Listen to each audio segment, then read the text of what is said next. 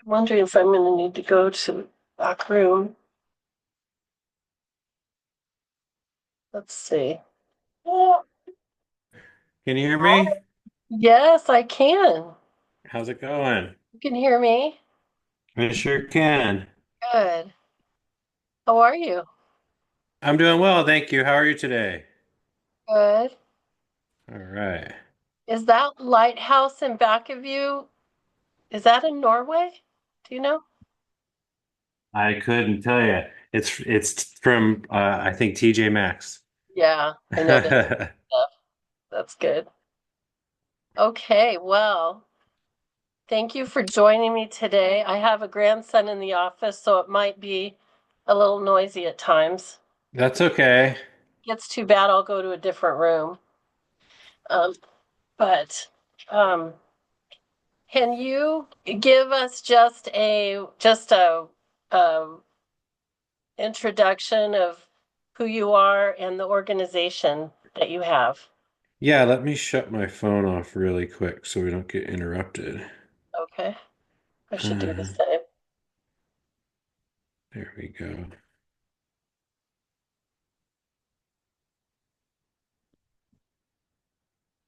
Gosh.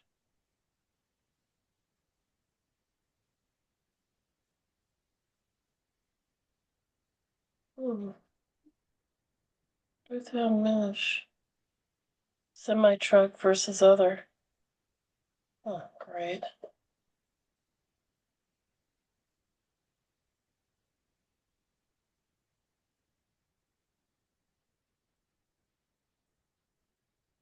You good? Yeah, I'm good. Ready when you are. I'm gonna turn my phone off because it rings constantly. Mine too. Between everything I got going, I'm a slave to that thing sometimes, I feel Oh, like. I know. It's Sure. it's tough. Yeah. Um, Where's your office at? in Fallbrook, Okay, cool. you, you know where Fallbrook is, right? Yeah, I was actually just just down in Fallbrook a few weeks ago. You were. Oh my gosh. Yeah. I guess time flies. It's been about a month now. Yeah. Our office is right near is is just a few feet away from the intersection of Alvarado and Main Street, which is right in the middle of downtown. Oh, cool. Yeah, I grew up kind of, that Southern California area, and before I moved here, I was working in Temecula Valley, so I serviced anywhere from Lake Elsinore to I don't know about Oceanside, and then all of Fallbrook, La Cresta, Duluth, all that area. Yes. So it's beautiful there. My aunt has some avocado orchards in Fallbrook. Nice. Yeah. Yeah, it's a great place to live, actually. I love Yeah. it. It's beautiful. And It's Temecula is great too. The whole area is pretty nice. yeah, it's kind of blown up. My uncle moved to Canyon Lake in like the early 90s, Yeah. and it was nothing really going on there yet. It was just quiet. Yeah. Right. With a vacation place Yeah, exactly. Yeah, on the so he lake. got in and then I moved out there and started plumbing for him. But anyways, that's Yeah. off topic.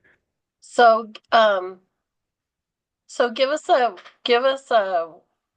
just a outline of who you are and the organization that you founded. Okay, so my name's Paul Nootbaar.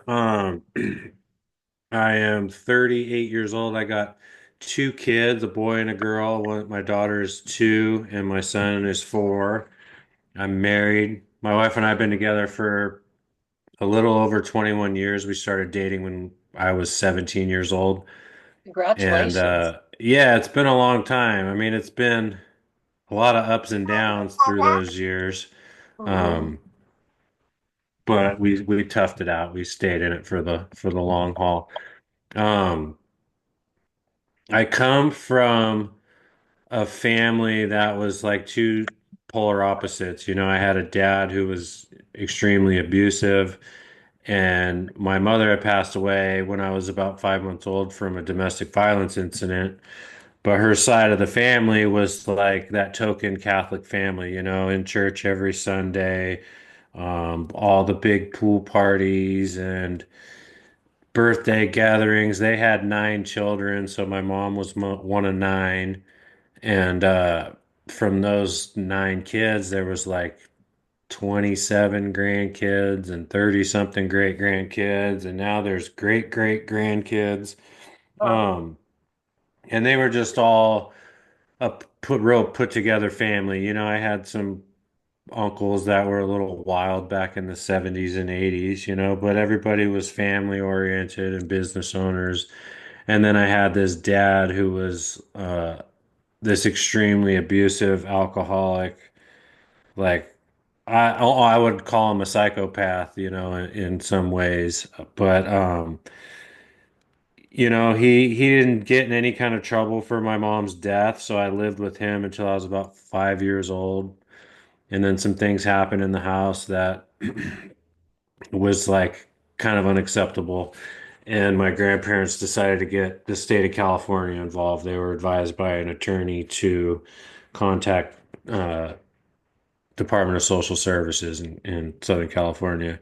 So when I was about 5 years old, I got taken away from my dad and put into a group home facility in Orange, California, a place called Orangewood.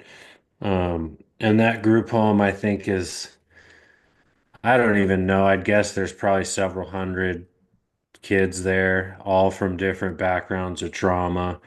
And from a combination of a broken system and maybe some of my poor behavior while I was in custody, I ended up staying in the system for like another, like 7 years, I think. I didn't get to go to school, so time is like really difficult. I think when you're a kid, you kind of relate everything to what grade you were in. You know, like I was in second grade and then third grade, but I didn't really. The first time I had gone to school was my freshman year of high school. Um, I mean, I'd get to go a little bit to like this public school, but I'd end up getting in trouble and get kicked out real quick. So I was always in kind of like a group home setting type education system. Did they have Um, did they have class in yeah, so some of yeah, they all had some sort of class that you were involved in, but hmm it was like I don't think it was grade oriented, so you kind of learned it more in community than like grade specific. And you know, the first day I got put into group homes, I was like heavily medicated. So you got a bunch of zombie kids kind of with behavioral problems. It's just real chaotic. So I learned how to read and write and all that stuff. So I like somehow like not graduating high school and not having an education growing up that's like formal. I seem to be, I'd like to think somewhat articulate. And yeah, right. so You were um obviously smart. yeah, so I mean I had my grandparents that would constantly pour into me. Like they never gave up. They spent hundreds of thousands of dollars on attorney fees and I mean, they had to do parenting classes My and all gosh. this. It's just crazy the hoops that they had to jump through And to then try they to. never did they ever get you? No, they never did get me. I was released at like age 12 to back into my dad's custody. Was the first, Wow. excuse me, was the first so they took me from my dad at 5. He immediately like they had like visited like monitored visits and stuff where he would meet at a park with a social worker hmm and he'd be able to see me for like 2 hours or whatever and then he'd go back about his life. Um, but shortly after I was in the group homes, he just split. He was from the East Coast and he moved back to Massachusetts. And then the next time I saw him was it probably been about 3 years had passed, 3 or 4 years had passed, and he came to visit me with this woman, and she was pregnant with my little brother. So he hmm had kind of started his own life again out on the East Coast and left me in group homes in California, um, which is, you know, it's painful. And the more I learn about him and his past, like, and he had family out there, brothers and cousins and all this stuff. that wanted to adopt me, but they thought that my grandparents were raising me. They didn't even know that I was in group homes. They Oh, thought that wow. I was just, yeah, they just thought I was living with my grandparents and life was good for me. So he just created this whole other world that he got to live in where accountability wasn't a thing. He just kind of got to brush it under the rug and, now everything's kind of out in the open. But for a Yeah. long time, nobody even knew. My own family didn't even know that I was in the system. So you experienced trauma and abuse until you were taken out at 5 Yeah, I would say, from him. yeah, my abuse from my dad, I experienced a lot of neglect at a young age and a lot of witness to violence. And Mm. unless my subconscious is just kind of keeping like any sort of physical abuse, like I mean, I got spankings and beatings and stuff, like whoopings as a kid, but I didn't get really beat on by my dad until I was a teenager, till after I got into state custody. So you Um, were, so you from the age of 5 to 12 were in a group home yeah, or between group or in homes. several. Did you just stay in one? No, I was in several quite a bit. The Okay. longest one I lived in was this place. It was in Mentone, which is like at the foothills of Big Yeah. Bear. Yeah, going to Big Bear, the 18. Yeah, exactly. So I was there for like 4 years. That was the longest place I ever lived in my life until like this year. My What wife and I what bought a age were house. you when you were in Mentone? Um, so I went to Orangewood, and then that's kind of like a hub where they'll like kind of almost like traffic you out. It feels like, like you get about 5 minutes in a trash bag to pack your things, and they move you in the middle of the night. It's really strange. Right. Um, so I was there for 4 years, so about 5 to 9, 10 maybe. Um, Sometime in between there, I got it's kind of blurry, but I had gotten into an altercation with a kid, and they sent me to a mental hospital in Los Angeles, and that was during the Rodney King riot. So I guess that's Mm-hmm. like 92 or something like that. Um, and that was an experience. That was probably one of the most traumatizing things I had gone through as a kid was just being in that hospital facility. That right. Yeah, I was treated way worse in the system than I ever was at home. Like my dad was neglectful and he was very abusive to the women in his life and I was always like in a bar or like seeing bar fights and stuff as a Yeah. child. Um, but when you go into the system, you just become kind of another number. And there was like so many times where I was restrained or strapped to a bed, or like they would shoot you in the butt with Thorazine if you wouldn't take your meds and force your medications on you. And like so many times you look back and you're like, all I really needed was a hug, or Yeah, somebody to right. love on me and make me feel like I was Yeah. worthy of anything like that. Um, but instead you just were like abused by the Mm, people who were put in your life to, I guess, take care of you. yeah. And then tell me the story about going to the dentist because I thought that was interesting. So I would always remember being told, like, through my childhood, you go to the dentist, you go for checkups often. Right. And I always remember hearing that I had perfect teeth. I never had any cavities or any sort of dental issues. Mm-hmm.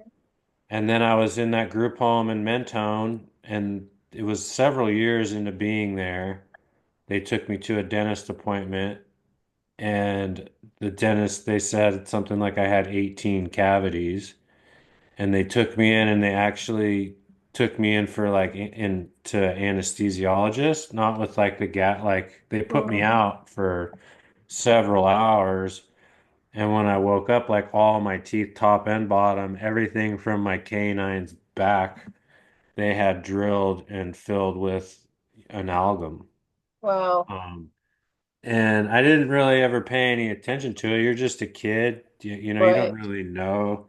But then you start putting two and two together, and I have like this whole, my grandparents filed everything, like every document, every incident report, every court hearing. Like I have all these files, and I start going through like dental records and all this stuff you have, and you realize like I didn't have any cavities. And my teeth were just drilled, and somebody capitalized on that Right. just because it's Medi-Cal money, it's Right. money from the state. Nobody's going to question it. Right. Your parents aren't your legal guardian anymore. You're owned by the state, and it's all just a big corrupt system, I feel like. Yeah. So yeah, that I actually got a lot of pushback for that in an interview that I did because people wouldn't believe that the system would do that. And I'm like, apparently you haven't looked around at our healthcare system very much. Well, and also you have to have somebody that cares enough about you individually that they're watching out for you and protecting you. And when you've got hundreds of kids or even dozens of kids, there's more that falls through the cracks. Yeah, or they get kickbacks or whatever, Right. I don't Yeah. know how it Yeah. goes. I mean, if you look at just how things are with just people in general, they're easily Right. swayed by money and reviews and budgets and all the bullshit that comes along with, unfortunately, people's lives, in the Right. long run. Um, Yeah.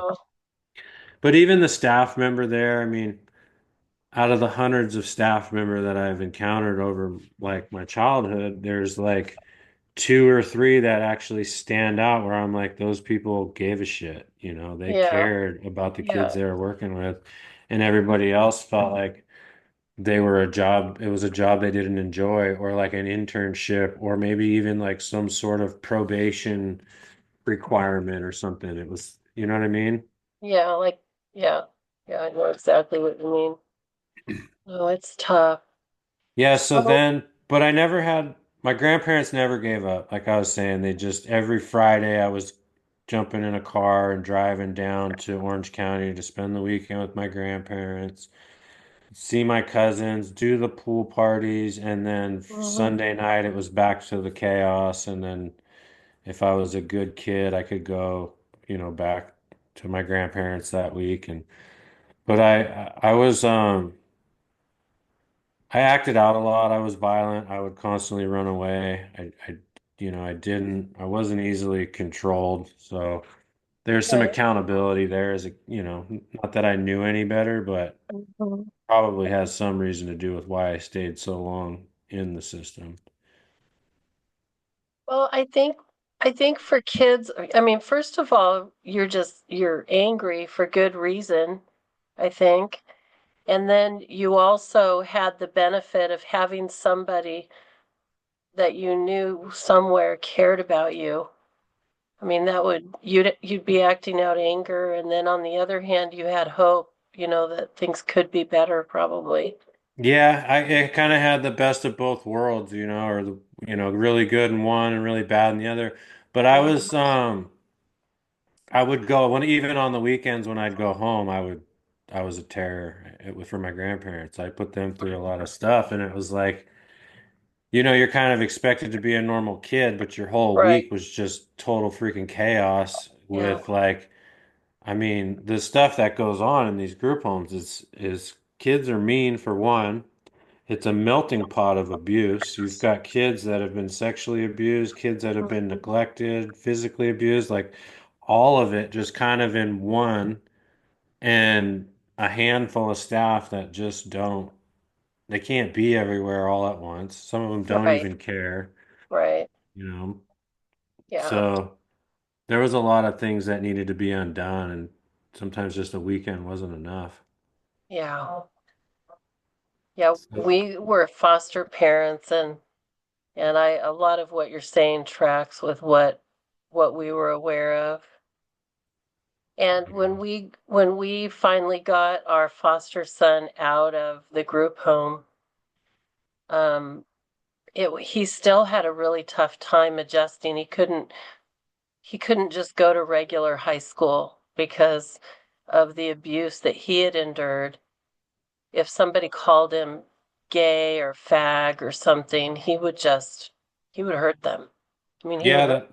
that's how I was all through high school. I mean, Yeah. it's your personality starts to form in the womb. Whatever your mother and your father are going through during that pregnancy when you're in utero, you're picking up on that. You're picking up on the cortisol Mm-hmm. levels, the colostrum, like the oxytocin, all that stuff you're getting from your mother Mm. in the womb is a direct result of what she's experiencing in her outside life. Yeah. And a lot of these kids that are in the system, including myself, like the trauma started when they're in utero, and Right. then they get out and they've already have a disrupted endocrine system. Their stress levels, their cortisol, all their Mhm. stuff's out of whack. And then you give them 5 years of trauma and neglect on top of that.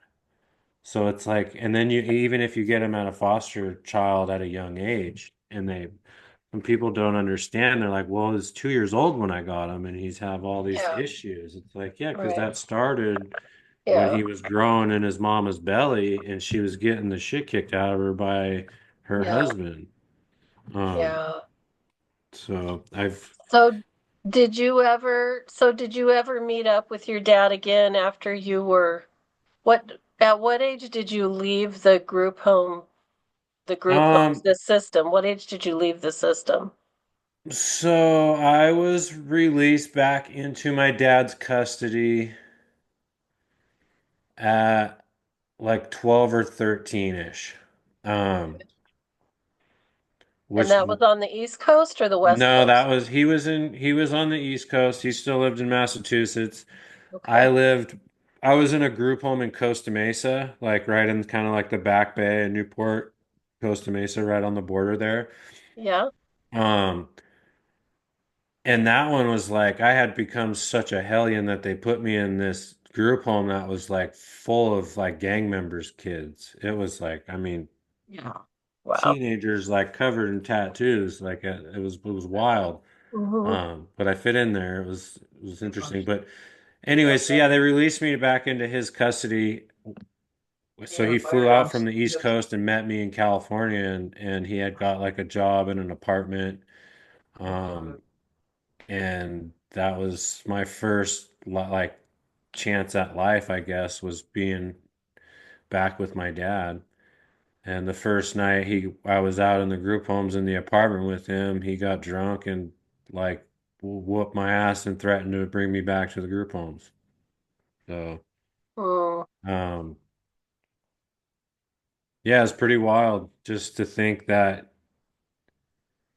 that was like my first taste of like the real world where you're like, well, it's at least it's better than being in there. I have some freedom. I can go ride my bike or go to the store or go to school finally or just whatever. But yeah, my dad was just he's like an all right guy until you add alcohol, Right. Right. and he's just like an evil, like it's just something takes over, like this fog. It's just like it's like another entity Mhm. just takes over his whole being, and man, it's scary. Like I could see it thinking about it. I could see what he turns into, and it's horrible. Um, Now he had other kids at that point, right? yeah, he had my brother Shane, who has since passed away. He passed away last September, um, of a fentanyl overdose. Wow. Um, but he was abusive to Shane's mother and to Shane. Like, I don't want to get into detail about all that, but yeah, he just continued this. You'd think if somebody had like beat up a woman and she died, right? Hmm. And you got away with it, like you had a family that was willing to forgive you for that, like knowing that you didn't go out to murder somebody. You had a domestic dispute and you hit your wife and she died. A lot of men hit their wives. and they never do it again. They made a mistake, they move on, they learn from it, they never make that mistake again. And my dad wasn't a person to ever learn from that mistake. He just continued to beat all the women he's ever been with. And Um, and you kids too, right? I mean, you just said that. yeah, so he was really physical with me as a teenager, like super physical. Never like in a sexual way, but like he'd beat me like I was a grown man. Yeah. And until one day he didn't, I fought back. I was like 13 years old and I fought back and Hmm. I uh I I just unloaded on him and well, my grandmother had called the police on him and when the police came to the house they took me into custody. So, but anyways, we can get onto that in a minute. So 12 years old, I'm back in my dad's care. He immediately starts making plans to move me back to the East Coast. Hmm. Um, and I think as a kid, like as shitty as your dad is, you're so vulnerable. You want that, Right. you know, Right. like you've wanted that your whole life, Yeah. and he's your hero, and you don't care if he's drunk 6 days a week and sleeping on the seventh, and you're just happy like you finally have your daddy, like. Yeah. And so I agreed to move back to the East Coast, um.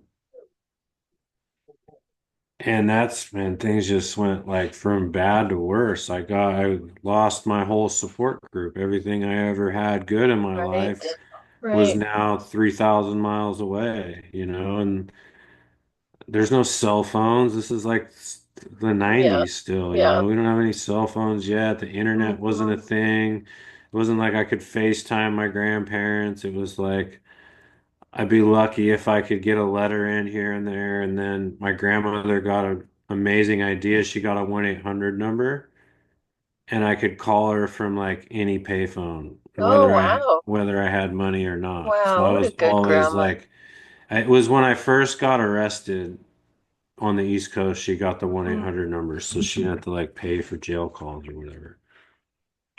Wow. What a good grandma. And they kept it until I was like 18 years old. They Hmm. just had it from when I was like 12, 13 till I was like an adult. Wow. Um, she was my grandparents were amazing. My dad got booted out of the Marine Corps. Um, and I really don't know why. It's just because so much lies. He's just like a constant liar. But he was like a private. So he just finished basic training, went to, he was stationed at El Toro Hmm. and I imagine it was something to do with like alcohol and violence. He got booted out. Maybe word got Yeah. out about whatever. I don't know. Yeah. Um, but my grandfather was a retired staff sergeant from the Marine Corps. Hmm. He served in the end of World War II, all of Korea. Um, was a career military man, and he got tuberculosis and got meted out. So I had like the two opposites, like this stolen valor dad. Like my dad wears a like a Vietnam patch on a VFW jacket. It says he's been in combat and like all this stuff that is just like despicable. And then I have this grandfather who was like a real war hero, and a real Hmm. man. So I kind of got like Yeah. the best of both worlds. I had this family that was just so consistent in my life, and then this one that was like equally consistent, but in just the worst way And possible. yeah. Yeah. Yeah.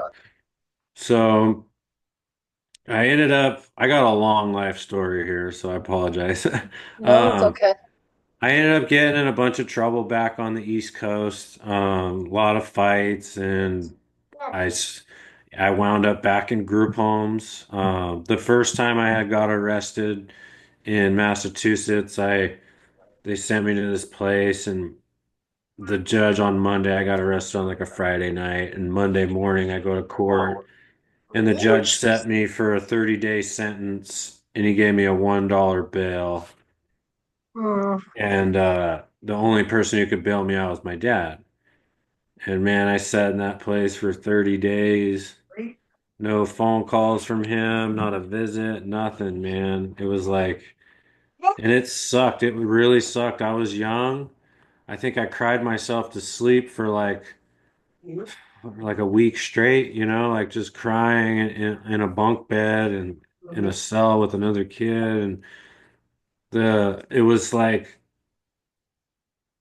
a lot of kids don't really get locked up when they're 13 years old, but a Mhm. lot of kids do when they're 17 and almost 18.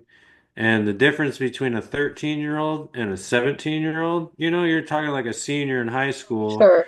and Yeah. someone who's in like seventh grade. Right. You got 100 pounds on me, I Yeah. was just like this Right. little kid, and you're with like these grown adult, like some like hard gang members, and it was Yeah. scary. It was like nothing I had ever experienced. I didn't really hang out with street kids or anything Mm-hmm. yet. Um, and that month it was horrible. Like I feel like the guards think everybody in there is a bad kid, and their job is like to scare them straight and like make their time there total hell. Yeah. And I mean, I sat for a week, 7 days. I sat in a plastic chair in a hallway, and I had to eat in that chair. The only thing I could get up to do was go to the bathroom and take a shower. So, I Now, mean, it why was was. that punishment? What was Yeah, that? there was like a group of kids every day for like an hour you got to go outside. Yeah. And this is like a maximum security place. Like it used to be a retired mental hospital. It was called Taunton State Hospital. The place is so spooky and scary. Yeah. And they turn it into a corrections facility for teens. And like if you threw a spoon away, you know, after dinner, like everybody gets strip searched. Oh my God. Um, and yeah, like bad. Like Because they you don't want were, you to turn it into a weapon. yeah, exactly. And I mean, you got a full lockdown facility. You get to go outside for an hour a day, and we're outside, and some of the kids were talking about one of the guards that worked there was like a pretty woman, and I had like commented something like walked up just trying to kind of fit in. Wasn't Mm-hmm. even really part of the conversation, just was like, "Oh yeah, she's hot or whatever." And for some reason, I went down like for the whole. They said I said things that I never said, and my punishment was Mm-hmm. to sit in a chair for 7 days. Wow. And it was, I mean, Wow. I don't know, like that to me, I couldn't imagine sitting my kid and No. you're basically in timeout for a week. Like I Right. literally sat in the chair 24 hours a day for seven They days. they didn't let you sleep I slept in a in your chair. bed? Oh my No, gosh. it was horrible. That's torture. Just sitting there. It was horrible. Yeah. And Wow, that is yeah, I mean torture. I mean one of the places I was in that hospital in LA, like they put me in like a padded room with nothing in there and I remember vividly like looking out the windows and you could see shit on fire from the Rodney King riots and I had Mhm. to go to the bathroom. They wouldn't let me out of the bathroom and I had to take a poop in the middle of the freaking room. And I'm like 6 or 7, 8 years old, something like that. God, I I mean, they can't strap you imagine. strap you to a bed, Yeah. full of Thorazine or whatever the hell they give you, and when you wake up, you're just kind of like Yeah. laying on a bed, like you see in a movie with like leather straps on your hands and feet and waist. And like they're just doing this to kids, and I know it's like continuously going on, but um. So, anyways, I got myself into a pickle there where I was gonna be incarcerated until I was 18 years old, um, which I was 15 at the time, just getting ready to go into high school, and the judge had agreed to letting my uncle adopt me back in California. Um, and then my dad was like, it was the only person he would release custody to. Was Mm. my father. Him and my Uncle Don were super close. My dad hated my grandparents like with a passion, like still to this day. Like, I mean, he just hates them. he'll tell me he's every once in a while he'll tell me he's proud of me or text me some bullshit. And I'm Mm, like, you should be grateful instead of proud that these people never gave up on me because yeah, right. if it wasn't for them, I would be 6 feet Yeah, under like my brother, yeah. know? So I went from this place in Fall River, Massachusetts that was like a 23-hour lockdown facility, and we didn't even get to go outside. Like Mm, I was like pasty white when I got to California because I had been in this place for like 8 months wow. and I didn't go outside once. They had like a basement where it was like some gym equipment, some heavy bags and some stuff where you could work out and get exercise that you had to do once, like for an hour every day, but the rest But of your no time sunshine. no sunshine, no. Not even like I think even people in like San Quentin and like they call it the shoe, like which is solitary confinement, I think they get an hour of sunshine a day. You know, and Yeah, these are like murderers. I was a kid that beat my abusive father up. It yeah, was just so right. stupid. So they took me from that place. They took me to get a haircut first, which was kind of nice. And then they took me in handcuffs and shackles to Logan Airport and uncuffed me at the terminal. This was before 9/11, so you could like walk your family or whatever to the Sure. actual terminal to the airport or the airplane. And the probation officer, his name was Mike Fitzgerald.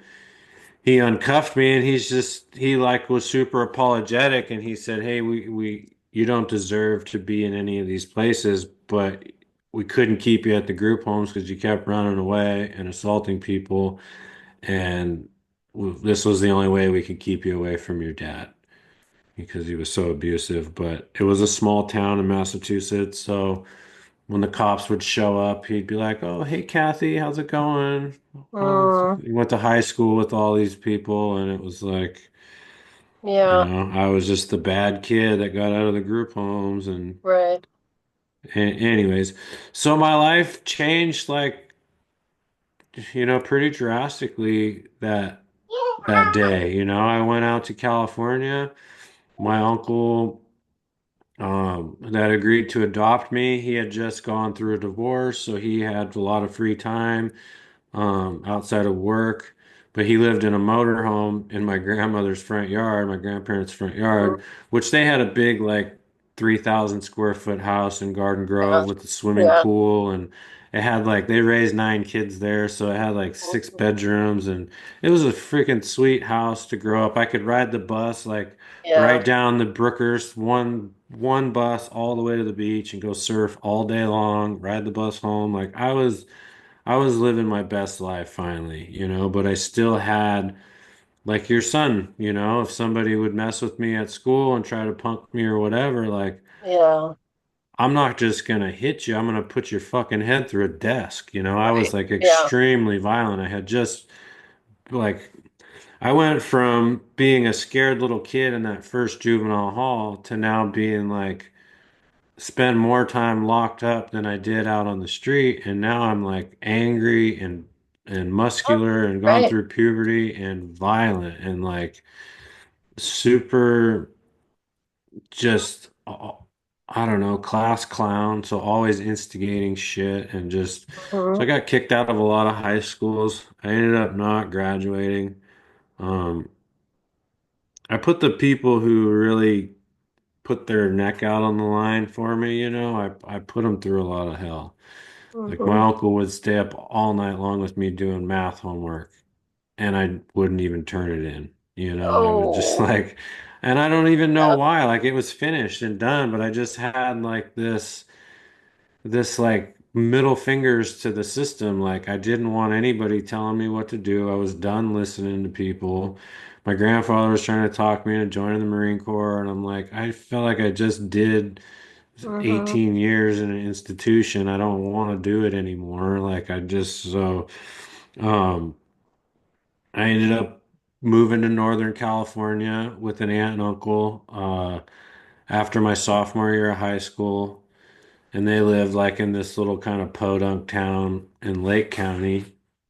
Um, and that's when I kind of started drinking kind of a lot. I really found alcohol to be just so much fun. I just loved like any chance I could get drunk. I was like getting drunk and not like in a destructive way, but like in just a wild, I don't Yeah. know, living there. I feel like it was like living kind of maybe how you got to grow up. Like there was no Hmm. police, one stoplight town. Right. Nobody had cell phones. You could get away, you could go out in the woods with a keg of beer with your friends and party and just have fun and get away Mhm. with it. And it was just harmless trouble. And but I just realized like I know alcohol kind of took me away from it just took me into like another state where I just really enjoyed to be. It was just a lot of fun. Um, and that kind of lasted into shit till I was like probably almost 27, 28. I just kind of was like a Mhm. heavy drinker. And caused a lot of chaos. Just a lot of fun, a lot of chaos. So is that where Um, you met your, is that where you met your wife?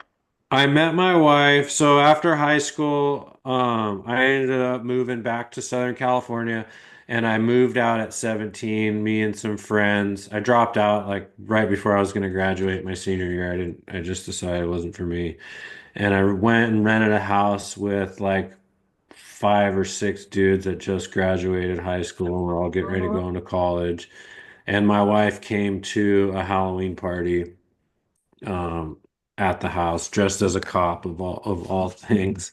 And it wasn't like a love at first sight, like, oh, I knew in that moment like she was the one, but I remember seeing her that night and I remember like thinking she's gorgeous and talking to her and hanging out a little bit and then she started coming around. One of my roommates really liked her, had a huge crush on her. I mean, he would like write her poetry and like do all this like corny stuff. And um,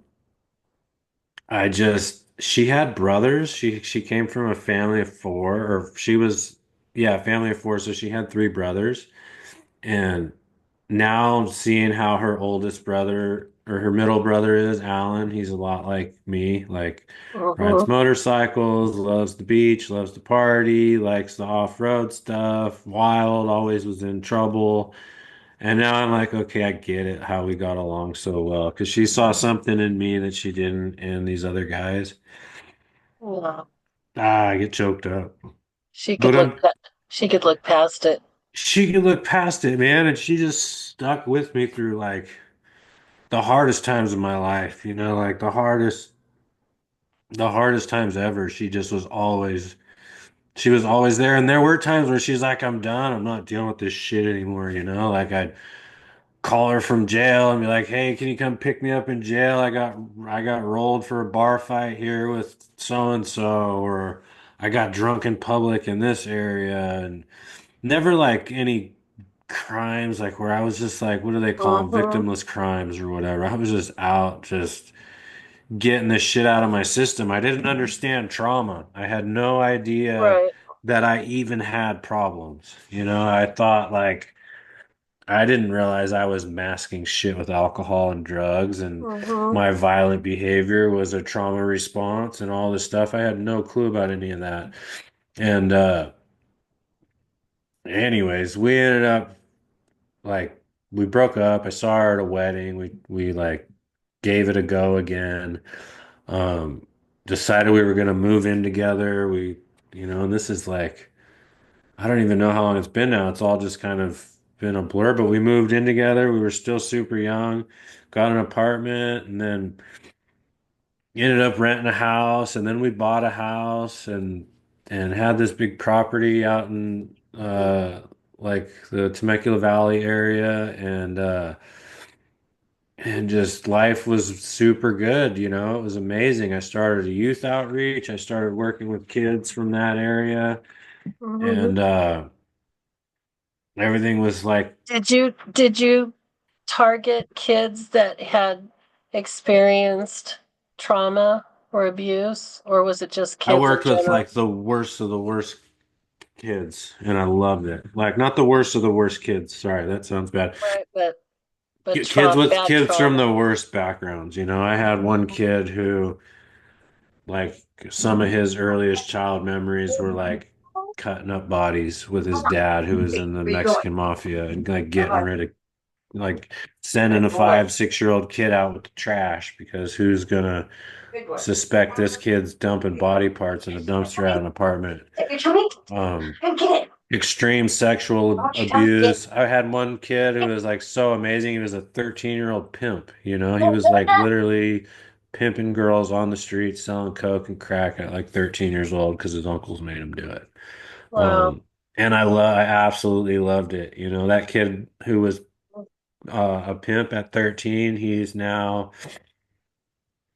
probably 25. He has a daughter, has his contractor's license, runs a business in Temecula.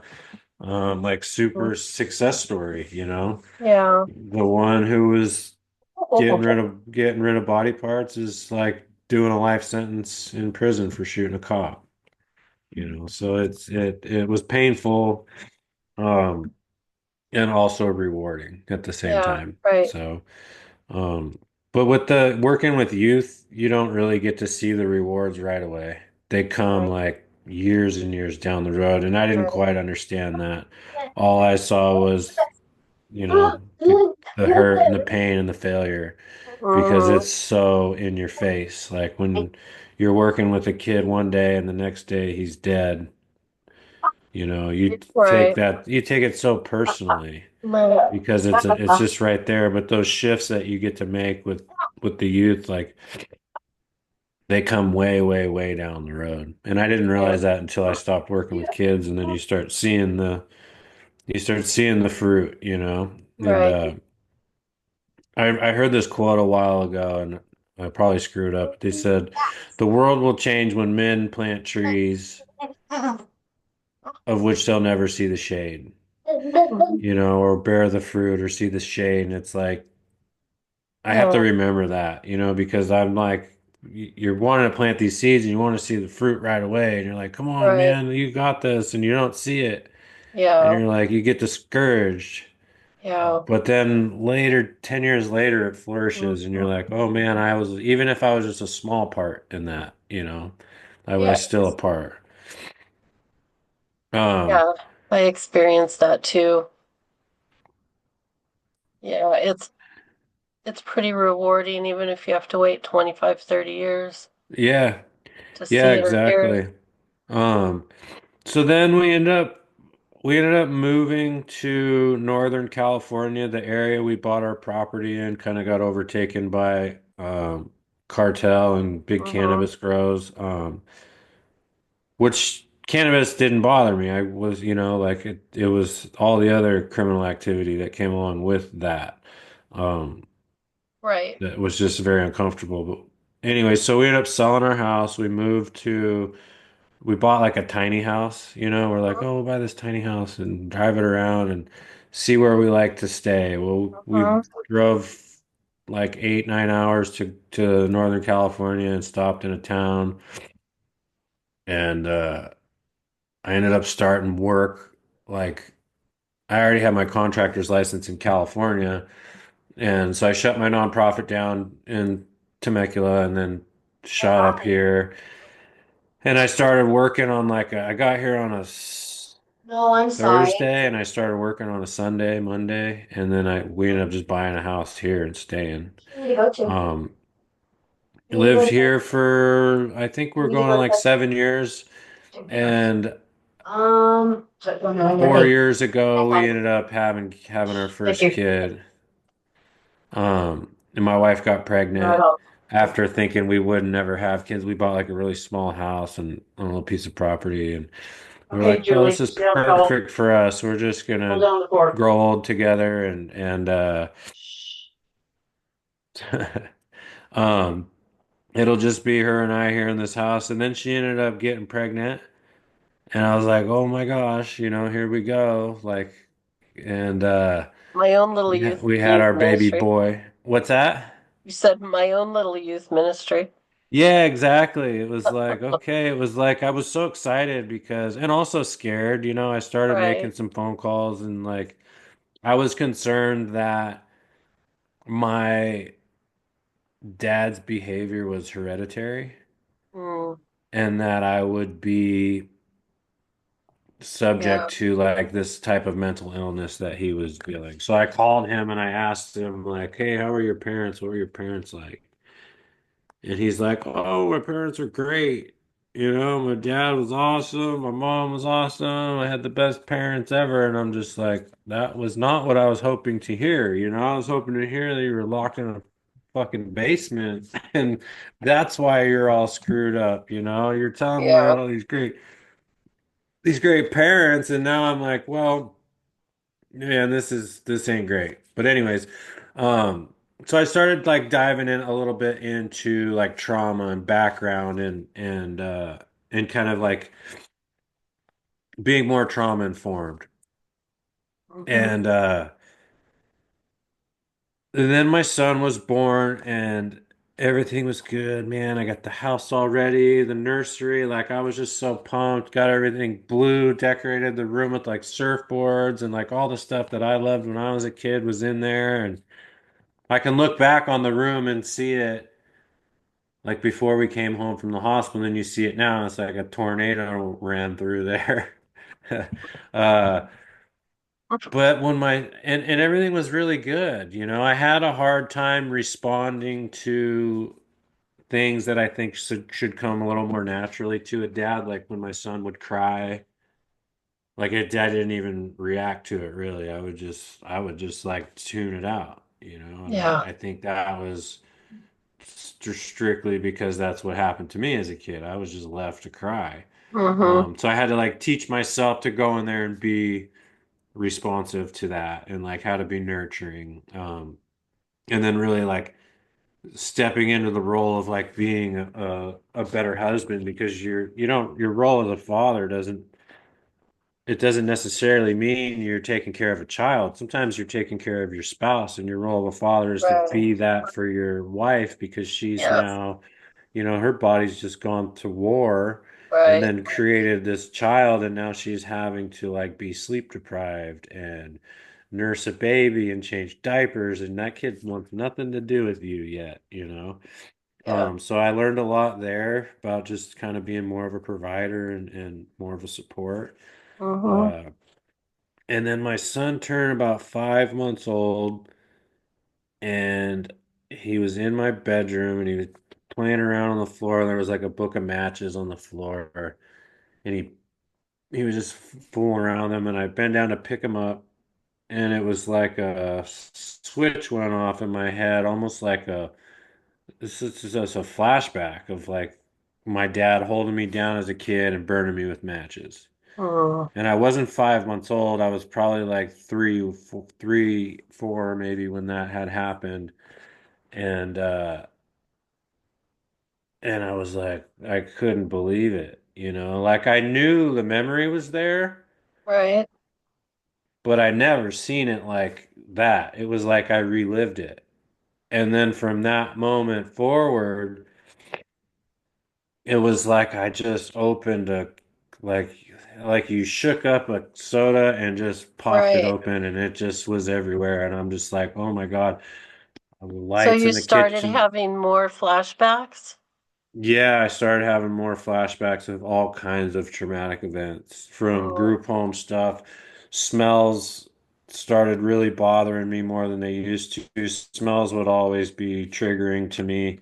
Uh, Mostly cleaning products will like often trigger like a trauma Mm. response in me. Like I'll get like an adrenaline dump or just super edgy or irritable or tired for no reason. And now I realize it's because familiar smells. Like a lot of abuse happened in bathrooms when I was a kid. In group homes in juvenile hall, fights would go down in the bathrooms. All the weird sexual shit would go down in the bathrooms. Um, so they started now triggering memories. So, and I'm a plumber, by trade for all these Oh, years, and I'm yeah, like constantly in yeah. people's bathrooms, smelling their cleaning products, and but then you start to become more aware, and then you Hmm. can you can navigate it, But I just was blindly going through life with all these, triggers and trauma responses, and just thinking that's just the way it is, and that's normal, and not understanding why I'm getting these feelings. Do you think Um, that do you think that you started having those not only because you had the baby there, but also because your mind knew that you were in a little bit healthier place that you could deal with this now? Because um, I've had I'd like to experience where my go ahead. one of my children was in a really bad car accident and was in the hospital, and the one of the psychologists they sent in to talk to her because somebody it was a fatal accident with the lady that was driving, and her friends got hurt really bad. They were all in the hospital, and the psychologist came in and asked her if she was having night terrors, and she said no. And she said, okay, well, just be just be aware that your body is really concentrated right now on healing itself because she had a broken back and other injuries. And once your body feels like that it's at a place where it's going to be okay, then your mind will start processing, the trauma of it all. But one comes before the other, and I always thought that's really interesting. And she did start having night terrors within a couple of days where she was reliving the scene and dealing with that. So it just made me wonder if that's kind of the It same. could it could be, or if you look at it more of a spiritual way, it's like maybe it's when you're ready, like it's like everything Yeah, in perfect timing. Um, but your subconscious, like I feel like its number one job is to protect you, right, right, and sometimes it's stuffing down. For me, it wasn't just one traumatic event. It wasn't a car right, accident. It was, right. a fucking train wreck. Like Yeah, it constantly, was, huh? yeah, it was like constant, I mean, I could write a book as big as the Bible on all the traumatic events that I've had to witness and experience. And, um, part of it may be because when my wife was pregnant, like before my wife got pregnant, I had like really slowed down on my drinking quite a bit. Hmm. Um, and so then you stop numbing, and then my kid was born. I think I drank once and got hung over when he was like a few months old, and it was just miserable. I was like, I'm like, I'll never do that again. I'm not going to put my family through this. I'm not going to put myself through this. For one, it sucks. You're hungover, and your kid's screaming and needs you, and your wife's pissed because you're not feeling good because you drank the night before. And I'm Hmm. like, I'll never do that again. So then you're forced to feel Hmm. because you're not numbing, and then I think the main thing was. I was 5 months old when my mom had passed away. That was probably the most traumatic thing I have maybe witnessed in my life, and I don't have any memory of it. Um, but I was there for the assault. I was there when she went into the hospital. I do not think I was there when she died. She was in the hospital for a while. But I've heard enough about the event that I can very much visualize it. Did you ever talk Um, to your dad about that? yeah. I asked my dad what had happened. Uh, And he said, his exact words, he said, I never hit her. I didn't hit her any harder than I did before. And I Wow. was like, damn. Wow. So, yeah, that was cold, man. When I heard that, I snapped, man. I like totally, I Hmm. almost made a horrible decision. I went in the bathroom I was probably 20 something, 20 in my 20s. He had flown out to visit me with his girlfriend who he had two more kids. So my dad had four boys total. Um and anyways, I took my shoelaces out of my shoes and I like doubled them up like a wire, like tied knots in it. It was like I was gonna come out of the bathroom and just strangle him with my shoelaces. And as I was like getting ready to walk out of the bathroom, my wife called my cell phone and Mm, she's like, "Hey, I'd love to hang out with you today. Let's get together and hang out." We weren't living together yet at the time. Actually, no, we may have just gotten our apartment. But anyways, she came picked me up and that was the last time I saw my dad mm, until my brother had passed away. I saw him just about a year ago. wow. September 18th was the How last old time I was saw my he? dad. How old was your brother when he Uh, passed away? 28. Mm, Yeah, he'd be turning 30 this year. wow. So that hasn't been that long ago. No, he died September 8th, 22. Mm, He had just got out of a 5-year prison sentence. He died a month later of a fentanyl overdose. wow. Might have been a suicide. I really don't know. I found a note on his bedside that was like, he didn't say he was going to kill himself, but he Mhm. said that he knew that he was going to die from his addiction Yeah. soon. So maybe he did, maybe he didn't. I don't know. So, Paul, a lot of people don't survive all that trauma. They don't live a happy life. I mean, our jails are full of, people that had terrible upbringings and or didn't have a dad in the family or had an abusive dad or whatever. How, what do you attribute your being able to get past all that and Um, so for one, like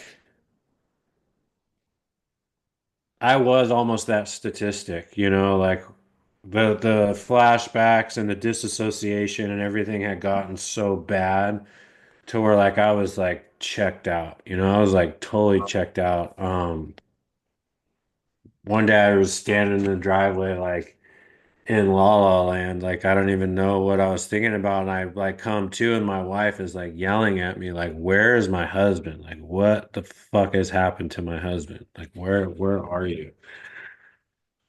And I was just like, I don't know. I don't even know. I started like planning my escape, I was like, well, my wife is beautiful and smart. And my kid was maybe 7 months old at this time. And I'm like, he's not going to remember me. And, the whole spiel of like, now I'm like, for the first time in my life, after going through all this shit that I did, I have this dream life, a beautiful family.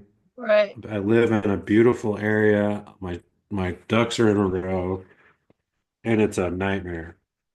And I'm like miserable in it.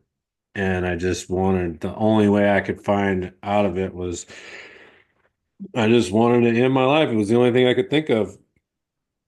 And long story short, I met a friend who we're really good friends now, but I met him and we started talking, and he had mentioned uh, I started doing my research on psychedelics and trauma and how people were healing themselves from PTSD, from war trauma, from child abuse, from sexual abuse, to all different types of things um,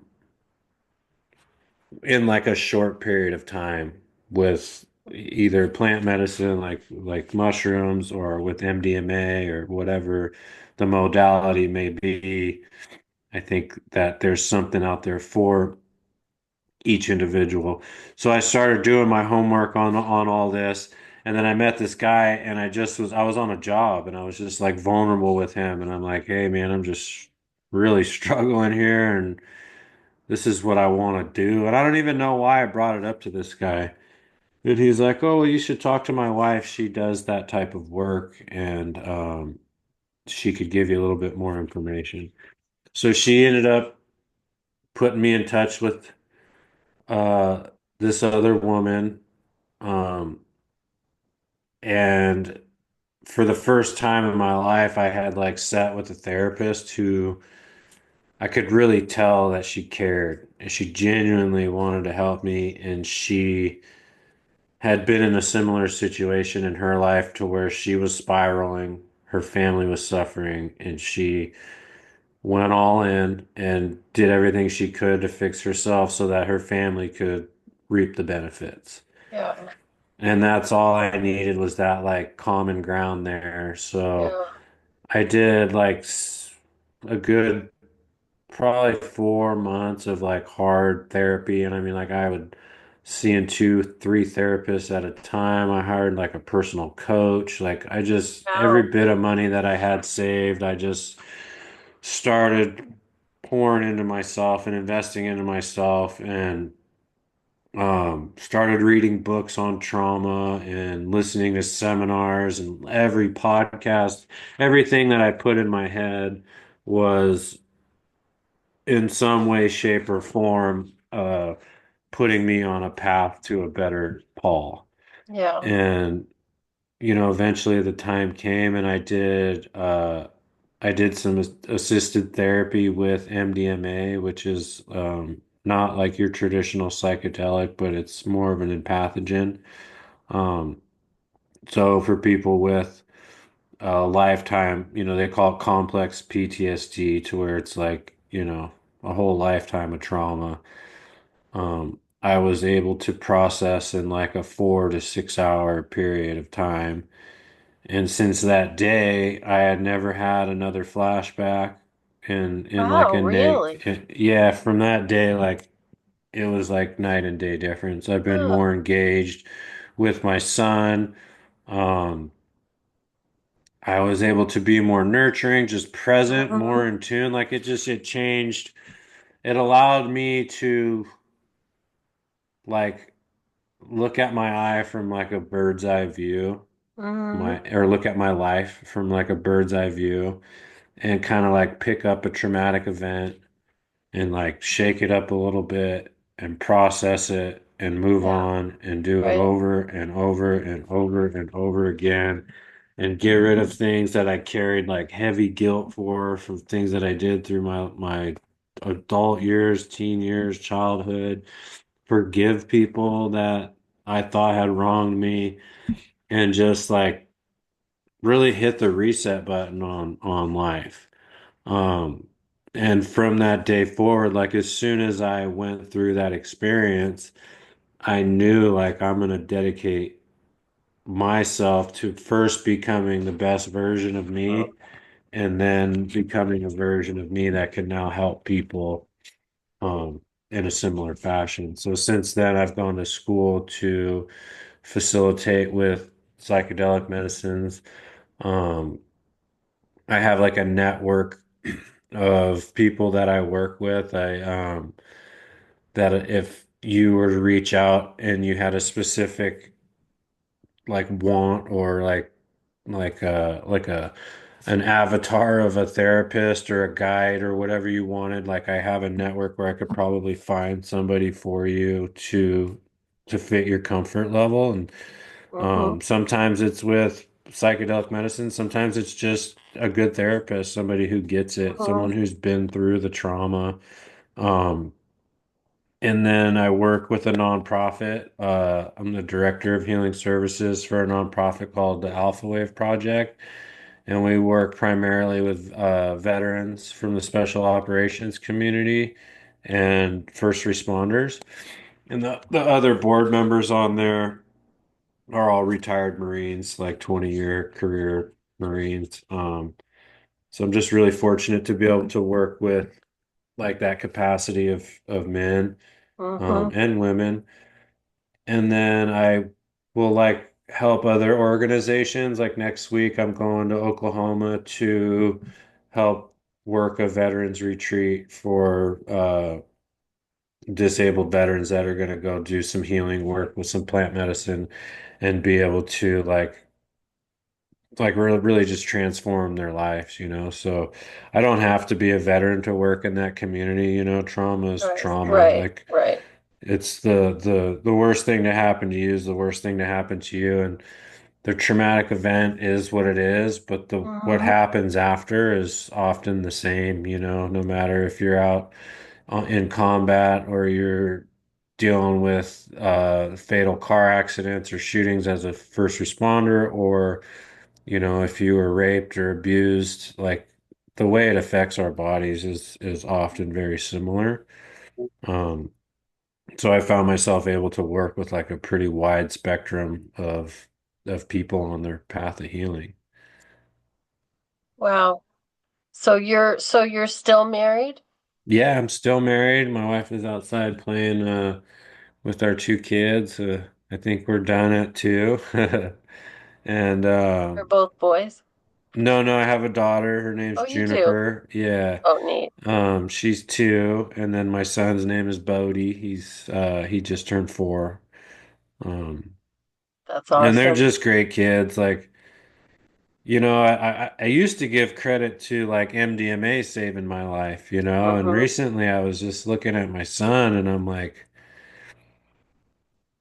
you Yeah, know, he's the one yeah. because he was my why, you know, he was the reason Mhm. why all the shit came up. He was the reason why I was forced to like look in the mirror and decide to either pull the trigger and end it Right, and leave my kid as like one of these statistics to try to like right, fend for himself, you know, like the statistics of kids that grow up in a fatherless home. And I knew this already. This was right. nothing new to me. I already knew what happens if I decide to pull the trigger or disappear.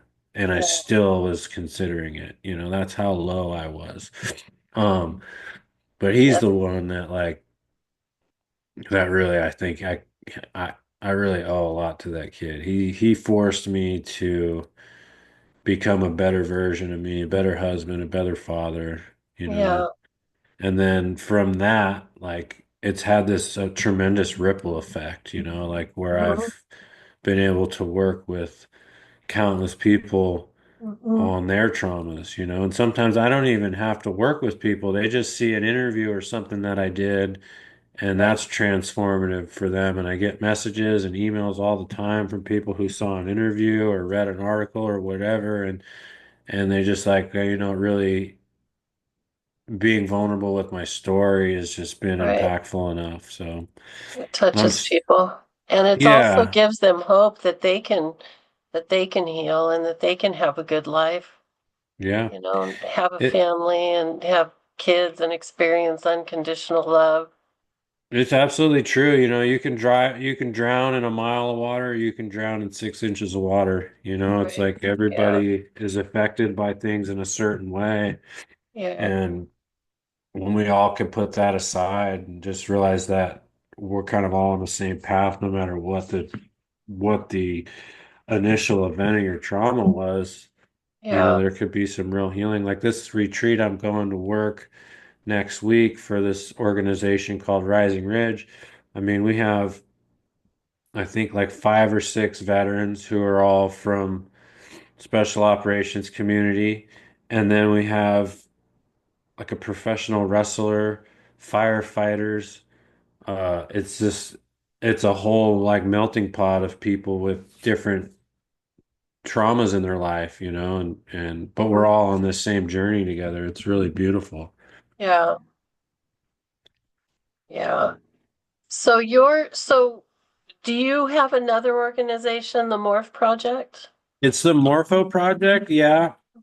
When I was like putting all this together, I didn't really I didn't really know what to do, you know? So I kind of like was like, oh man, what do I do? And thinking of a name. And I really like butterflies. I've just always kind of Mm-hmm. attributed butterflies. When I was a kid, I would always think it was like my mom checking in on me. Mm-hmm. And I just always thought that. And I still do to till this day. And then when I got older, like just recently, maybe 2, 3 years ago, I started like studying about butterflies, and then I read that the Native Americans believed exactly what I thought of it being like Hmm. a spirit checking in on you. And I was like, oh, that's really cool. And then I have this Morpho butterfly. It's like this big blue. I have a tattoo of it. It's like this big blue, beautiful butterfly. And and I have one hanging in my kitchen that somebody gave me. And I was looking, I was like, oh, there it is, a Morpho project. I like it. And there was like this metaphor there of, the Morpho butterfly, or the caterpillar is like ugly. It's Yeah. like not a very attractive caterpillar, right? And it goes through life and its lifespan as a caterpillar, just kind of eating whatever's in front of it, just like whatever kind of trash leaf or crap is in its way, like it just consumes and consumes and Right. consumes Right. and goes on mindlessly and just doesn't really have much purpose other than Hmm. to like To eat. eat Yeah. and consume and whatever. And then it goes into a cocoon, it like goes into the metamorphosis of a butterfly, and it goes through this transformative state of like molting and shedding layers and like just getting rid of stuff and like just totally becomes like this different creature. And when Hmm. it comes out, it's like this beautiful blue butterfly. It's like this bright blue. It's so reflective. And it just kind Hmm. of reminded me of like what we do as humans when we go through this healing of trauma and healing of our past. And then this cool thing about this butterfly is when they fly like in flocks, like there's like big droves of them, they show up as like aircraft on radar because the wings are so reflective. Really? Yeah, that they make like this, they show up, you can see them on radar because Wow. they flock together, and it kind of is cool to where how you can be just feeling totally worthless, like ending Hmm. your life, and then you make this transformation, and then you're seen, and when you're seen, like you're able to be a steward and be helpful to just so many people. And so that's why I chose that name, the Morpho Project. And I do trauma work there, one-on-one. I don't do like big group retreats and things like that. Hmm. It's just very intimate. Um, So is it like a private practice for you? Do you see people individually or do you? yeah, it's individual. I don't do any group work. I'm not a licensed therapist. I guess like if I had to put a title on myself, I'd be some sort of trauma coach Hmm. or whatever, but I'm just very educated and still learning. Um, in trauma, like that's like Yeah. I nerded out so much on it and how much it just affects so many parts of our body, like inside and out, brain, your organs, all of it is affected by repressed trauma. And And I you're just like you go, have a physical reaction to trauma and even to flashbacks, right? yeah, Causes absolutely, it causes yeah. you Oh, a definitely to physical, flashbacks, yeah, like you get adrenaline dumps, like when yeah, you're thinking about this stuff, like you get full on adrenaline spikes and then you crash and your yeah. testosterone levels get all jacked up and your cortisol levels are high and Hmm. cancer and all these autoimmune disease and all this stuff, like when you Yeah. trace it back to like these people who deal with a lot of these things, not everybody, but I think women, their physical bodies are affected much greater than men because there's Hmm. just like it's a complicated machine in there. There's a lot more going on, Right. Yeah. a lot more hormones, a lot more moving parts, and I think that women are like physically like affected much more than men with different types of cancers and cysts and all Hmm. sort of reproductive stuff and um things of that nature, and men seem to be more drawn to substance abuse, numbing, Yeah. violence, porn, shopping, whatever. Yeah. Disassociation. I think we respond. a lot of times differently, and still cancer, and Hmm. things of that nature. Um, but there's so much that can be directly correlated to, repressed childhood trauma or even, adulthood trauma. Right. So yeah, Well, I I'd prefer. felt Go ahead. when I heard your story on the soft white underbelly, which I recommend if anybody hasn't gone to Mark's channel. He's got a lot of great interviews from a wide audience, just a hugely wide audience. But anyway, the thing that I feel like good counselors and good coaches are hard to find.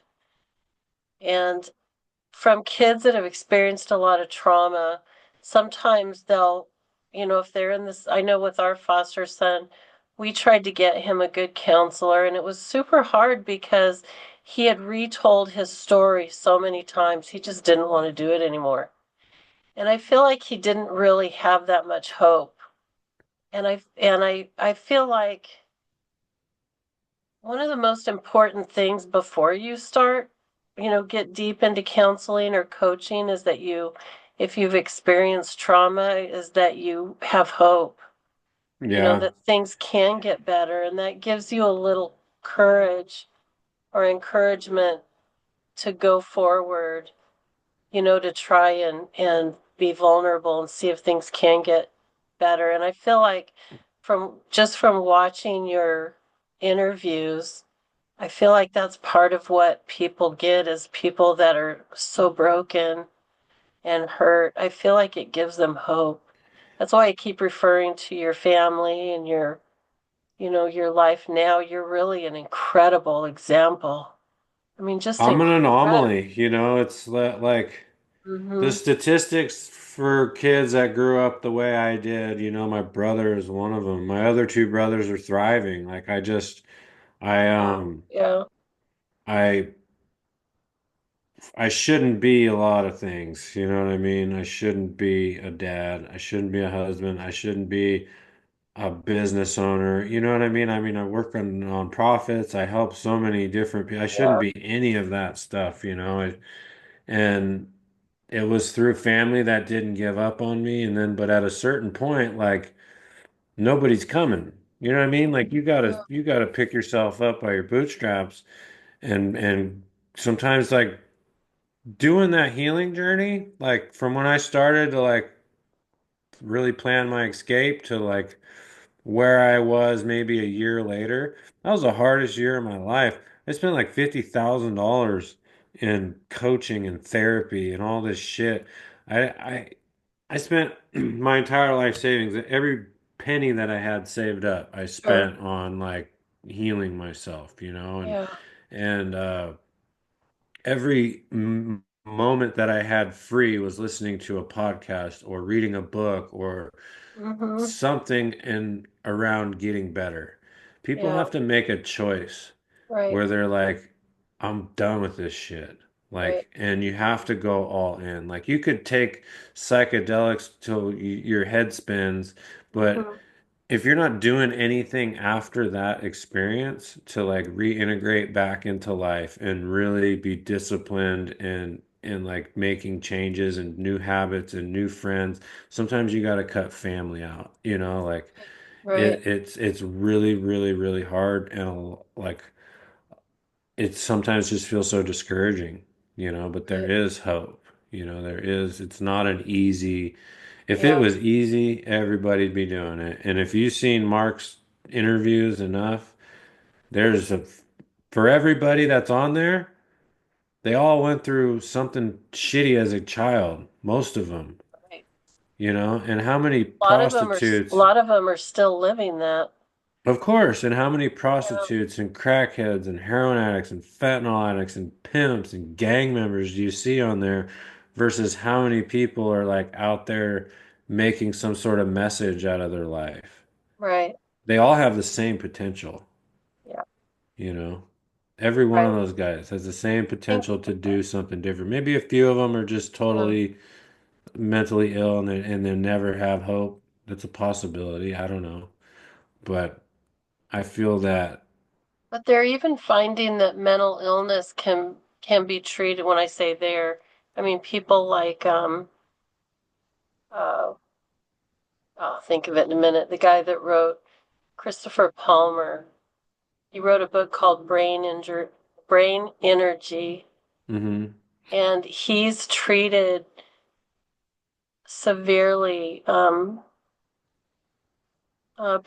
people that have like schizophrenia and different severe diseases with food and Yeah. exercise and So that there's a doctor, his name's Bruce Hoffman, and he was a nutritionist.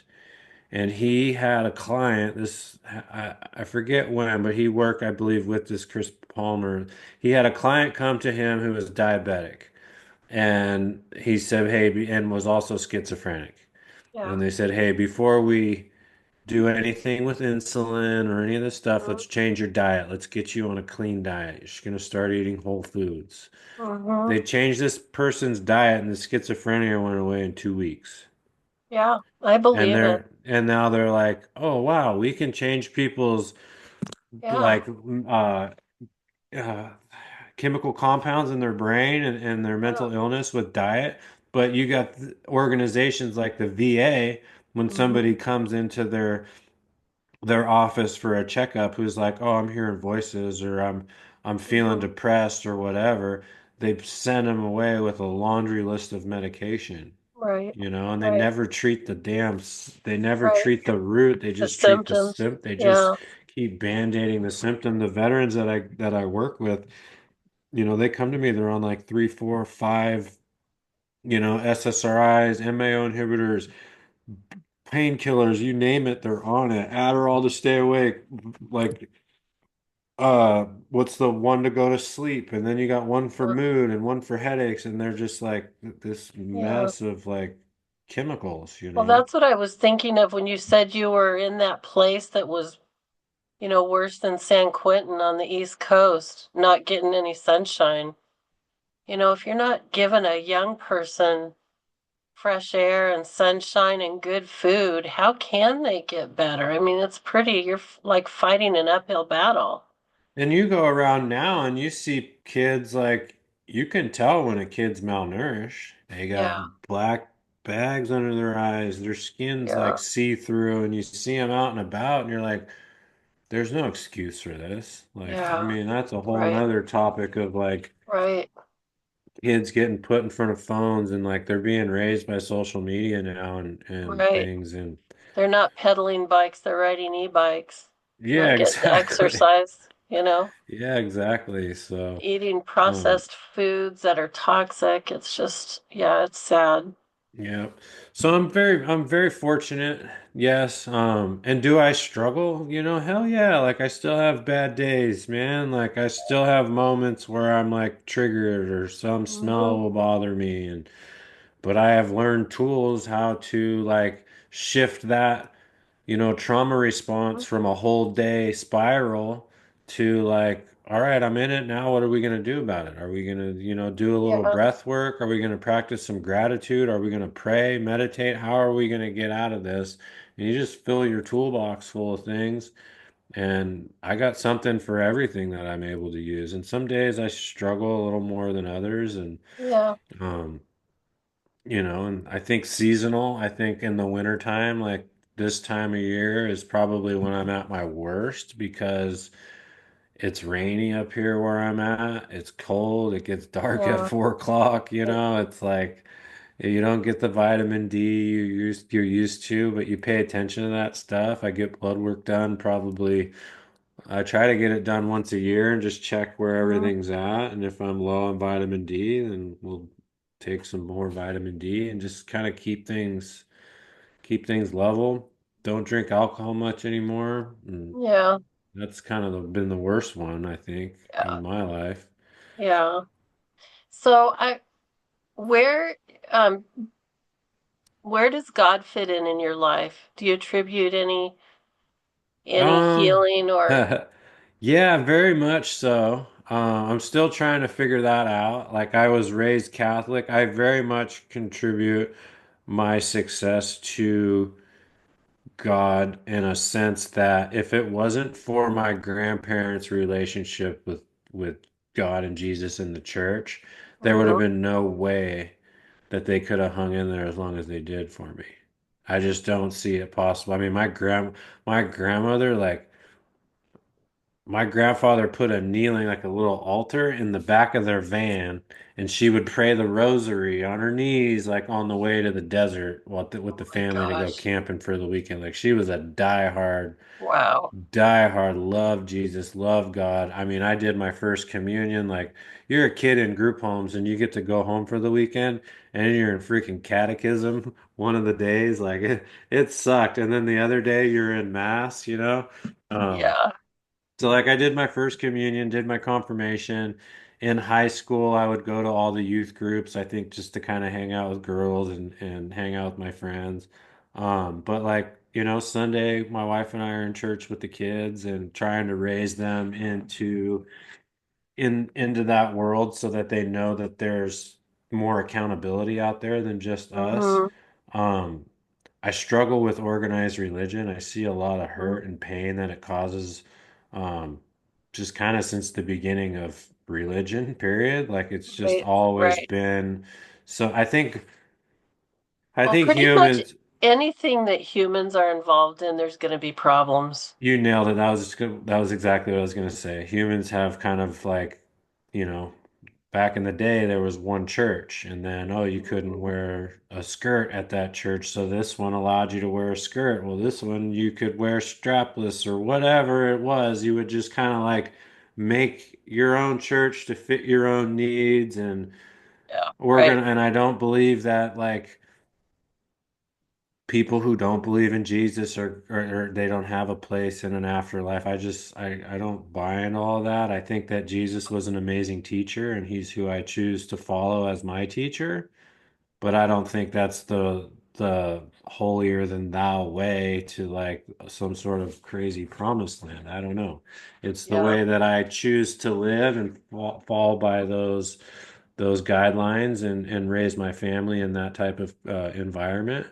Yeah. But I'm still trying to find my way there, and Hmm. what it is where I can say this is what I believe. Yeah. But as of now, like, yeah, we're in church on Sundays. We pray every night and talk about God with the kids and teach them. And we have the nativity set with baby Jesus and stuff. Jesus was a real person. There's no doubt about that. He was an amazing prophet, an amazing teacher. Do I think he was the only beautiful And an prophet? example. Yeah, and an example. Do I think he was the only amazing prophet out there to guide and lead and teach people? Absolutely not. Um, but I Yeah. and it kind of keeps me an open mind to where I can kind of learn a little bit about like different religions, different walks of life, and where I live is like a melting pot of different culture. So Hmm. there's a lot of like at the gym I go to, there's a lot of Muslims, there's Israelis, there's people from Russia, like Orthodox and all different kinds of backgrounds. So I get into some really cool Hmm. conversations and I'm able to keep an open mind. Um, but my wife is like, she leads a Bible study and she does all that sort of stuff. That's not necessarily my cup Yeah. of tea, but I do love community and it does have that. Yeah. But my grandparents definitely. Without their faith, I would not be where I am today, Hmm. for sure. Yeah. They were a good example of love. 100%. I mean, they were just amazing people. I can't give it up. Like to have grandparents like that's a once in a lifetime thing. Hmm. Especially growing up when you see other people's families and you're like, when you're a kid, you're like, oh my God, my grandma's such a pain in the ass. Like, I remember one time being on the phone with talking to a girl in high school and was just like saying things that I shouldn't have. And my grandmother was on the other line listening. And My. she goes, "Oh my God, Paul, you get in here right now. You're in big trouble." And I'm just like so embarrassed. Like, oh my God, my grandmother is like in the other end of the house, like listening on the phone. And then like being mad that I couldn't go spend the night at like a certain friend's house. And she told Yeah. me, she's like, "You look, you think I'm mean now, but watch when they're adults." And man, those two kids that I wanted to hang out with, they're just like one's in prison for beating up his wife, and the other one is like, I don't even know what he's doing. She was Yeah. absolutely right, like it's Yeah. important to have that discipline and have that, not just have the freedom of like so many parents are their kids' friends. Like your kids don't need, they got enough friends. Yeah, You they know, need they parents. they need parents, they need Yeah. guides, they need people to fill them with Right. wisdom and discipline and tough love, not let them get away with shit. Like even at 5 or 4, my kid's trying to like pull fast ones on me and talk back or whatever, and you're like, no, you go sit in timeout. Like I'm not gonna spank you Yeah. like my dad did, but you can sit your ass in that corner for 10, 15 minutes if you want to mouth off. And it sucks. Timeout Yeah. sucks for everybody. You got to listen to that kid cry and whine for 10 minutes and Right. then sit down. But I explained to him like, hey, it's not okay to hit your sister or to talk back to your mom. It's like, Yeah. and I think that's important to continue when your kids are teenagers Oh, and for even when sure. they're adults, like I don't Yeah. think it ever stops. But a Yeah. lot of parents are like buying their kids booze and vapes and smoking weed with them and doing all this stuff. And it's Yeah. like, dude, I That's got enough of crazy. that. Like, Yeah.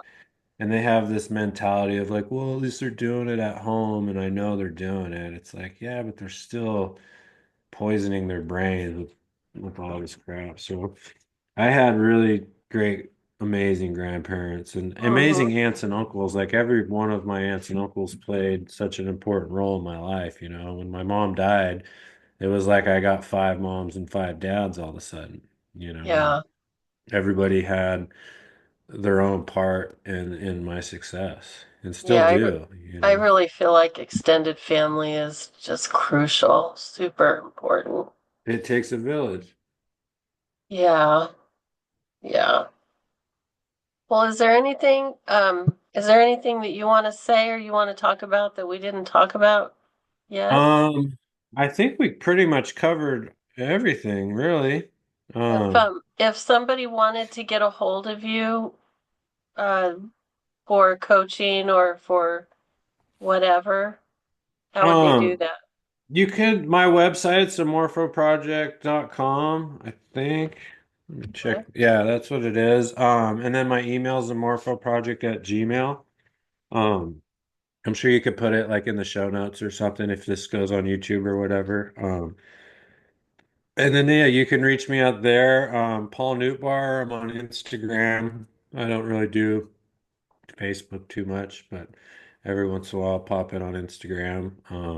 And because you're in Northern California, what if somebody uh wanted your services from Southern California or from somewhere else in the That's a country? great question.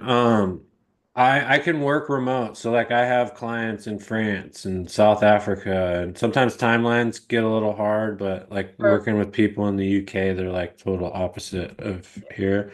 Um, but with technology, like I can work yeah. remote. If it comes to like medicine work and things of that nature, um, there's a little bit more planning involved with traveling and different Hmm. legalities and stuff. What I do is I guess not technically, it's not legal yet. The FDA is the I offer a cure, you know, for Hmm. people to their trauma, and Big Pharma doesn't like that. Right. So it's kind of they just FDA just did studies on exactly what I offer for people in the medicine space, and they had like an 82% success rate of people who did just 2 to 3 sessions didn't meet the criteria for PTSD anymore. Wow. And they That's still amazing. yeah, well, SSRIs are like 7% successful. People that go to rehab are like 2% successful in staying sober. So it's nobody makes any money from somebody offering somebody 2 or 3 pills, you Right. know. But Right. if you offer somebody a lifetime of Prozac or Wellbutrin or Mhm. whatever the Yeah. hell they're prescribing, you have a customer for life, you know. Hmm. The FDA and all this kind of shut it down, but I think I'm hopeful that, as much as like everybody's up in arms about politics right now, there with the people that are in office, there is a lot of hope for that type of healing for the veteran community, for first responders, um, I agree. for people to be able to explore different healing opportunities that are outside of the standard of care. No, I Um, agree. and I just hope that they can continue to lead with some kind of integrity and really not focus on the money as much as they focus on the healing of people. And Yeah. I know that RFK's son had like some tremendous healing experiences with plant medicine, so he has like a strong belief there and is backing it. So I hope that his voice is able to be heard and that this kind of stuff is not something we have to do like under the radar. And like I risk my livelihood and my family every time I do this with somebody. Like I'm Right. essentially breaking the law, and that's Yeah. just so wrong, you know? Right. So Well, if we didn't have people making and voting on the laws that were backed by big pharma, things would be different. yeah, and that's one thing they're trying to do. They're trying to take the money out of like the pharmaceutical industry and money and pharmaceuticals out of politics. And I think that's a solid move. So One of the things I wrote in an editorial a month ago or so was I would really appreciate while watching congressional hearings and all that to have it scrolling on the bottom while that person's speaking who their top donors are so that who they are beholden to while they're grilling yeah, somebody. yeah, it's coming out, and you're like, oh boy. Like Mm. I think I don't even want to get into it, but like I think Pfizer made like $200 billion over the pandemic. Like, come on, like Yeah, right, like right. that's so much Yeah, money. You know what I yeah, mean? And then you look right. at it, it could go, we're gonna get banned if we start talking about that shit. So let's just not. Um, All right. so Well, well, thank you. of course, thank you so much for showing interest in me and allowing me to share my story and just, getting my voice out there to more people. I'd be more than happy to do any kind of guest speaking events if that comes up. I had somebody ask me if I'd like to speak to Congress about how things go in the group home scenario and see if I could be some sort of change Boy, that there. And would be that would be so great. I'm open to anything. So if anything comes across any of your listeners you think where I could be a service to somebody, I'm like more than happy to be a steward in any way that I can. Someday I'll write a book. Yeah. And if you're ever in the Southern California area, again, call me. Maybe we could set up a speaking engagement for you Yeah, somewhere. that could be cool. I'm actually hosting an event at Camp Pendleton for You are. yeah, for with the nonprofit that I work with. I guess I'm not hosting it, but the nonprofit is. I'm just kind of in charge of planning Mm-hmm. everything. Um, and that's a military education event talking about mental health and things of that nature. So that'll be on at Camp Pendleton on January 11th. So I'll be down that way. Um, January 11th? sorry, July 11th. Thank you. July 11th. Okay. I wonder if we could get into that. That would be, maybe we could get permission to go cover that. It's That would be good. possible. Yeah. I can look into that for sure. I can talk to the person I'm coordinating with who's on base and That would see be great because that's if that's part a of our coverage possibility. area for both papers. Okay. So that would be good. Yeah, I can look into it for sure.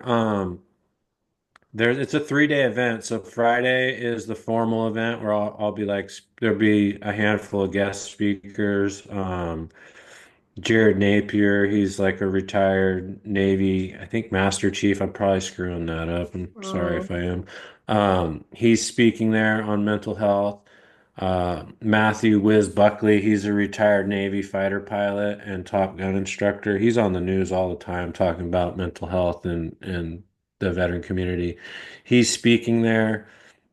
A dear friend of mine, Casey West, he's going to be a guest speaker there. He's kind of a miracle himself. He got diagnosed with glioblastoma, brain cancer, from being Oh, wow. exposed. Yeah, he got exposed to a lot of uranium, depleted uranium from being in the military, and was able to beat brain cancer like holistically with no chemo, no radiation. Wow. So he's going to be Wow. speaking there on like health and fitness, and Mm-hmm. it's going to be a really good event.